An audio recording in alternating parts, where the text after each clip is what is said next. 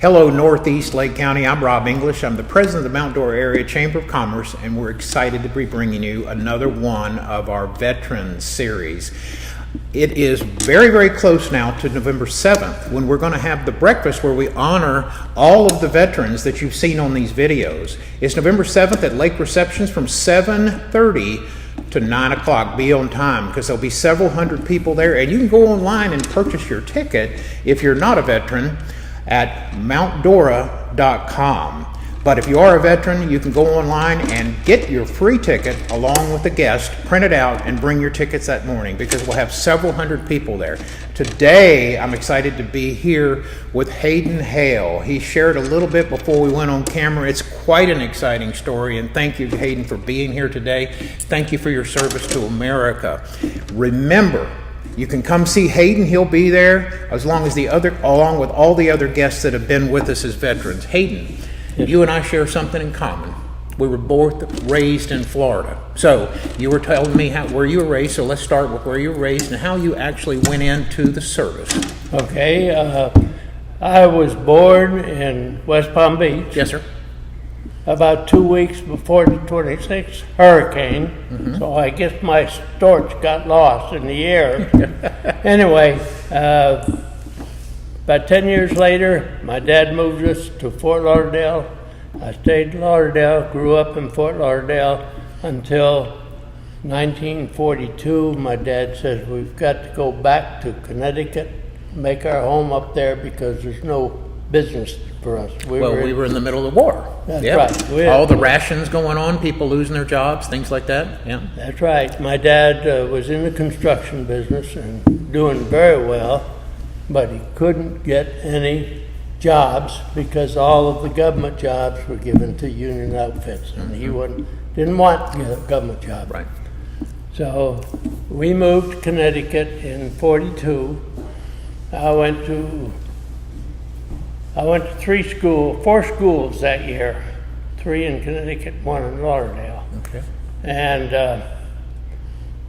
finally, in my start of my senior year, it was in October 23rd, 1943.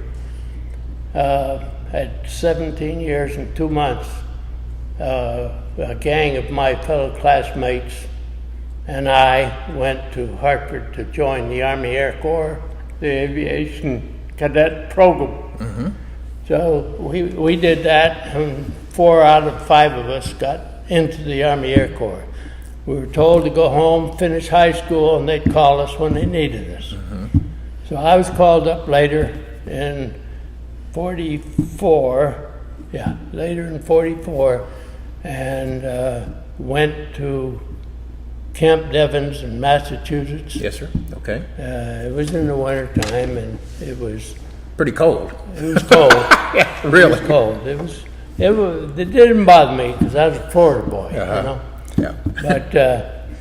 But my brother, 2 years older than I, had been in the aviation cadet program for 2 years, and he got his wings and his crew at Lincoln, Nebraska. Okay. And his wife in California during training. And when he got all ready to go to Europe with his B-25, he was a B-25 pilot. Yeah. They came to him and they said, "You're married, aren't you?" He said, "Yeah, I am." He said, "Well, you can either go home or you can go overseas for a year." That was in 44. And he said, "Bye," you know. So he went home, and I was still in the service. I went from Fort Devens, Mass, by railroad train to Biloxi, Mississippi. Now tell me what happened that night at 2:00 in the morning that you shared. Well, 2 o'clock you were in the on morning. that train ride from Massachusetts to Biloxi, Mississippi. Right. 2 o'clock in the morning, our train started to stop, and everybody jumped to the windows to see what's going on. And we stopped in Bowling Green, Ohio. Okay. And all the ladies of the town were out there on the platform, like you have here, used to have here. Right.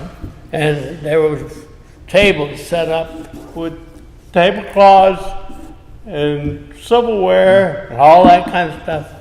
And it was all for food for us to get off and eat at 2 o'clock in the morning. That's fantastic. I'll never forget that. Yeah. Then we got back on the train, went to Biloxi, at Keesler Field, and did our basic training, and I went to three schools learning to be a mechanic, airplane engine mechanic, because they're shutting down the aviation pilots program. Right. The cadet program was what was being killed. All of the training bases, fields in the United States were being shut down. The graduates were pilots. The guys that were still in training were in the Army. So we were automatically in the Army, but we went through our schooling, and I think in December of 44 and January of 45, we had a delay en route to go overseas. So we could go home for 2 weeks and then go back to Newport News, Virginia, Okay. get on a troop ship.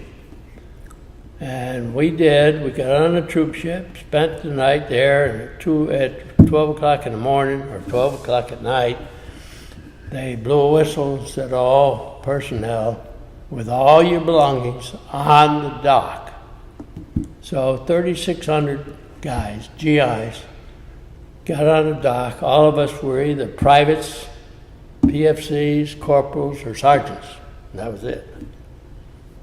And these officers out there stood there, and they said, when we call your name, get over here. So they started calling out names. They called out 10%, 360 of us guys, and said, stay over here. Rest of you guys get on the boat. We're going to Le Havre, France. Gonna go to Munich and clean up the town of Munich. We had all been issued rifles and all the fighting gear, helmets and all. And they got on the boat, and we're standing there on the dock. Lieutenant, what are we here for? You guys are going back to Biloxi. we finally got out of Biloxi, but we're going back. So we went to Biloxi, back to Biloxi, because we had too many points in the service. Because they looked at our service record, and that first date was probably close to a year before we entered the service, Right. And that's on our service record. But anyway, we went back to Keesler, and we were assigned to Keesler. I was assigned to be the manager of the cold storage warehouse at Keesler Field, and one of my buddies was manager of the Staples warehouse. And our job was to get all of the food out to the 15 mess halls with 75,000 guys at Keesler. So we were busy. And I ran that for about 6 months, I guess, 4 or 5 months. And we had 6x6 trucks, and I had a bunch of KPs that I'd tell what to load and so forth. And our staff sergeant, or our first sergeant, used to have us guys, the leaders of the permanent party guys, would have us come over if we went to the mess hall and have steak sandwiches before we go home, go to bed. So I went over there one night. I got chummy with the first sergeant. I said, Sergeant, I am a PFC. I'm getting PFC wages, and I'm doing a tech sergeant's job. According to the book, it was a tech sergeant's job, which was half again as much pay as a PFC. So I said, if I don't get my tech sergeant stripes, I'm going to get out of here. So the next day, one of the guys in my outfit came over to me and said, "Hayden, have you seen shipping orders?" I said, "No, why?" He said, "You're on it." Just like that. So me and my two buddies were put on shipping orders. And we were being sent to Greensboro, North Carolina, ORD base. ORD is Overseas Replacement Depot. Okay. So we knew we were going overseas. He was trying to get us out of Mississippi, which was fine. And we got up there, and they were reassigning us because they found out we had too much time in service. So they said, "Where do you want to go?" I went up to the reassigning officer, and I said, "I joined the Air Corps to get to fly. Can I go to the airport? At least get around the planes. I've got an MOS that says I'm an airplane mechanic." He said, "Sure, you can go." So we were sent, one of my buddies and myself were sent to Greensboro High Point Airport, which was a one landing strip. It was paved, and then they had 6 AT-6s and 5 P-51s and L-5s, aircraft like that. And the reason we were there was we kept those planes flying. So that when the guys come back with all their time in, or they 25 missions, they get to come home, they can get their flying pay by just going out there and taking the plane, flying it, Yep. So at least we got to fly. We were flying all the time. Now, is that where you were stationed then when you got out in Greensboro? Yes, Okay. I was stationed there in Okay. Greensboro, and I was there for about 6 months, and really enjoyed it. Our CO, we had 18 men, enlisted men on the field, and our CO was a lieutenant colonel, Oh, wow. 28 years old. We figured he was a hot rock pilot, P-51 pilot. Right. That's the way you get up to this. Anyway, he stood up for us in all kinds of weather. If we had a little problem, he'd take care of it. Nice guy. Yeah. And we served there for, I guess, about 5 months. And then I got a call from the Army at Fort Bragg, North Carolina, said, "You're up for discharge." This was in September of 46. And so they said, "Well, your discharge papers will be ready in a month. So right now you're out of the service, but you're not discharged." So I went up and moved in with my girlfriend and her family in Winston-Salem. Very nice people. And I'm a nice guy. I didn't mess around with her. But we enjoyed living there. And I got a call one day, says, "Get on down here to Fort Bragg," which was about a 3-hour drive from Winston-Salem. And we're going to discharge you. I went down there. I think if I recall correctly, I think there was an airplane at the field, and somebody was going to Fort Bragg, and they said, "We can take you." So they flew me down. I didn't have a car. Never had a car in the service. But I went down there, got discharged, and went back up, stayed with the family for about another month till I got a flight home from Greensboro Airport. And they called me and told me that they had a plane going to Mitchell Field, New York. It's out on Long Island. If I'd like to go, be here at such and such an hour. So I did. And I got in that C-47, a PFC, just out of the service, with the lowest officer on the plane, and they were all officers. The lowest officer was a captain. And And we took off from Greensboro. We had a full colonel flying and a lieutenant colonel flying right seat. And all the rest of the guys, it was a jump plane. Had the jump seats all up. And even had the parachutes in a pile back there. They took us up to Mitchell Field, and we flew over Washington, D.C., and I had to look out the windows, and everybody was sitting on the left side, was sitting with their backs, sitting in the bucket seats, with their backs to the wall, to the windows. I said, hey guys, look out there, you're going to see some aurora borealis.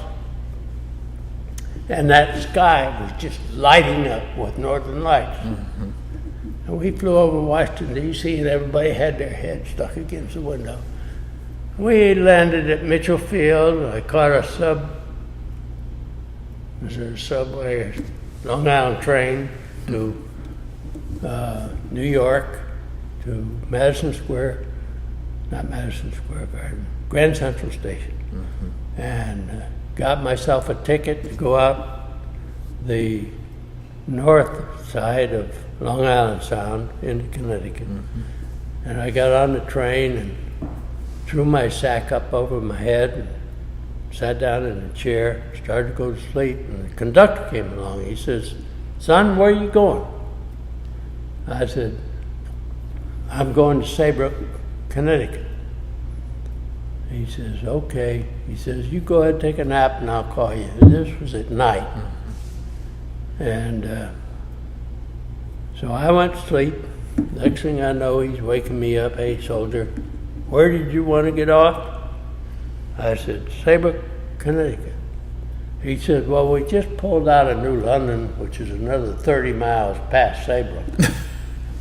And he says, if you can stay with me, we'll go on in Providence. I'll bring you back in the morning train. I'll be coming back to New York on the morning train. I said, no, where's the next stop? He said, Westerly, Rhode Island. I said, I'm going to get out there. I got out there at about 4 o'clock in the morning and walked to the main US 1 highway. That back in those days, they didn't have I-95.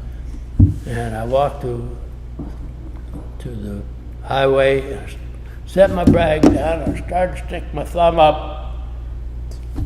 And the first car that came along said, hey soldier, where are you going? I was still in uniform. I said, I'm going to Hadlime, Connecticut. He said, get in. I'm going by you. I'm going to Middletown, which is up the roadways from Hadlime. So at 5 o'clock in the morning, I was in Hadlime, Connecticut. I walked into the post office, country stores, the old type, where every pickle barrel was in there and all that stuff. And I knocked on the door and I woke the postmaster up. She came to the door and said, Hayden, hello, welcome home. I said, I want to use your phone if I may. Call my dad. He only lived our house was about 3 miles away. So I called my dad and he came and got me, and I was home at 7 o'clock in the morning. Yeah. And basically that was it. But I'll say this, that people during World War II that were here in the States and in uniform were talked about and helped as much as the old veterans are today in our community. Yeah. And I've never seen anything like it. I'm just proud of the fact that I was one of the greatest generation. Yeah, yeah. You are the greatest generation. You know, before we went on camera here, Hayden was saying, I didn't go off to the European front. And as I told him, you know what, just making that decision to go in to serve our great country is enough. Everybody that went in couldn't go for a lot of reasons. They had to stay here and train. They had issues with their health. They couldn't fly a plane and weren't able to get in because of the time you went in, as far as backing down on the pilots and things like that. But you know what? As I have said before, and I'll say in closing now, not only did the greatest generation save the world, because you did, along with our allies. But the greatest generation is guys that you've got to honor, and ladies that you've got to honor, because they're not going to be with us very long. They really won't. So, I also want to say, when you see that flag raised, you better stand up. You better salute it or put your hand over the heart and recognize what these great men and women did for us in war times that were so drastically horrible that you can't even imagine today. I'm Rob English, the president of the Mount Dora Area Chamber of Commerce, and we'll see you for the Northeast Lake County's Veterans Celebration on November 7th. Thank you so much, Hayden. Thank you. Thank you, Ron. I appreciate being here. You're welcome.